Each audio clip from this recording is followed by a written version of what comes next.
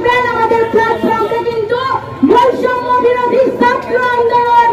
সুতরাং যেখানেই বৈষম্য হবে এটা শুধু আর পাঠ্যপুস্তকের বৈষম্য নেই, এটা শুধু আর চাকরির বৈষম্য নেই, এটা কিন্তু সম্মিলিত।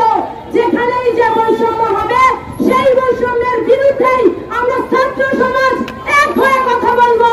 সুতরাং আপনারা যে আসুন না কেন আপনাদের কিন্তু মনে রাখতে হবে প্ল্যাটফর্মটা হচ্ছে বৈষম্য বিরোধী ছাত্র আন্দোলন। বন্ধুগণ, প্রথমে বলেছিল যে নারী শিক্ষা নাকি পঞ্চম শ্রেণী হলেই হবে, এমন কিছু মানুষকে নিয়ে তারা আলোচনায় বসেছিল। এইটার আমরা তীব্র নিন্দা জানাচ্ছি। কোন বৈষম্যতার চর্চা করা হয় সবাই সেই বিষয়ে লক্ষ্য রাখবেন এবং আমরা আছি। এবং সবার কাছে আবারও আমার ভাইরা বলেছে, আমি আবারও রিপিট করছি এইটা যে আমাদের যে যেখান থেকে যে সকল অপশক্তিরা আমাদের পদক্ষেপ কেবল শুরু, আপনারা সহযোগিতা করেন। আমরা সুস্থ সুন্দর একটা সুন্দর বাংলাদেশ গড়তে চাই, আপনারা সেই জায়গায় আমাদের সহযোগিতা করেন। এসেছি যে স্বাধীনতা অর্জনের চেয়ে স্বাধীনতা রক্ষা করা কঠিন। আমাদের এত কষ্ট করে এত ভাইয়ের জীবনের বিনিময়ে আমরা স্বাধীনতা পেয়েছি। এই স্বাধীনতা আমাদেরকে রক্ষা করতে হবে। কোন প্রকার সাম্প্রদায়িক দাঙ্গা হাঙ্গামা আমরা শক্ত হাতে রেখে দিব। আমাদের বেশ কিছু দায়িত্ব আছে। আমরা পাড়া মহল্লায় সবাই নিজ উদ্যোগে ছাত্ররা মন্দির মসজিদ সকল প্রকার উপাসনালয় আমরা নিজে রক্ষা করব। এছাড়া আমরা এমন একটি দেশ চাই যেখানে কোনো বৈষম্য থাকবে না, যেখানে থাকবে সুন্দর চিকিৎসা ব্যবস্থা, সুন্দর শিক্ষা ব্যবস্থা, এমন একটি রাজনৈতিক সহাবস্থান থাকবে যেখানে একজন শাসক একটা ছাত্র দুটো গুলি করার আগে 10 বার চিন্তা করবে। শহীদ হয়েছে তাদের প্রতি শ্রদ্ধা রেখে আমার আজকের এই বক্তব্য শুরু করছি। একটু আগে আমার এক ভাই বলেছিল যে দেশ স্বাধীন করার চাইতে রক্ষা করা বেশি কঠিন। এখন আমরা সেই পর্যায়ে আছি। আমরা সকলে মিলে, আমরা যারা ছাত্ররা আছি, মাত্র তো আমরা সরকার পতন করিয়েছি, স্বাধীনতা পেয়েছি। যেই সব খাত আছে, স্বাস্থ্য খাত থেকে শুরু করে বাংলাদেশের যত সব সেক্টর আছে, আমরা প্রত্যেকটা সেক্টর ঠিক করবো ইনশাআল্লাহ।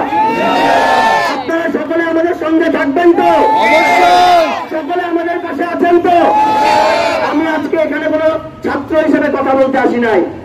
আমি আজকে এখানে এসেছি একজন বাংলাদেশের সাধারণ নাগরিক হিসেবে। আমি এই যে যুদ্ধে অংশগ্রহণ করেছিলাম, প্রত্যেকটা দিন আমি এবং আমার সাথে যারা এসেছিল বেশিরভাগই ছাত্র হিসেবে আসে নাই, মানবতার দিক থেকে মানুষ হিসেবে, একজন বাঙালি হিসেবে এই মাঠে যুদ্ধক্ষেত্রে এসেছিল। যাই হোক, যেহেতু সময় সংক্ষিপ্ত এবং আমি একটি বিষয় আপনাদেরকে বলে আমি আজকের মতো এখানে আমার বক্তব্য শেষ করে দিতে চাই। বলার আমার পরিচয়, আমি একজন সাধারণ নাগরিক, বাংলাদেশের একজন নাগরিক, একজন স্বাধীন নাগরিক। আমার বাক স্বাধীনতা আছে, আমার কথা বলার অধিকার আছে। ঐক্যবদ্ধ হতে পারি। আমরা যেভাবে স্বৈরাচার পতন করেছি, আমরা অনুরূপভাবে একটি সুশৃঙ্খল জাতিকে সুশৃঙ্খল দেশ উপহার দিয়ে পারবো ইনশাল্লাহ। আমরা আরো স্পষ্ট ভাষায় বলতে চাচ্ছি, এ যাবৎকালে যত প্রতিষ্ঠান ভাঙচুর হয়েছে, যত জায়গায় বিশৃঙ্খলা হয়েছে, সমস্ত কাঠামো আমরা পূর্ণ গঠন করবো।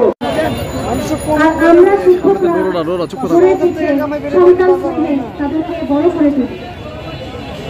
যখন দেখলাম আমাদের সন্তানেরা রাজপথে মার খাচ্ছে, গুলি খাচ্ছে, রক্তে রঞ্জিত হচ্ছে, তখন আমরা কি আর ঘরে থাকতে পারি?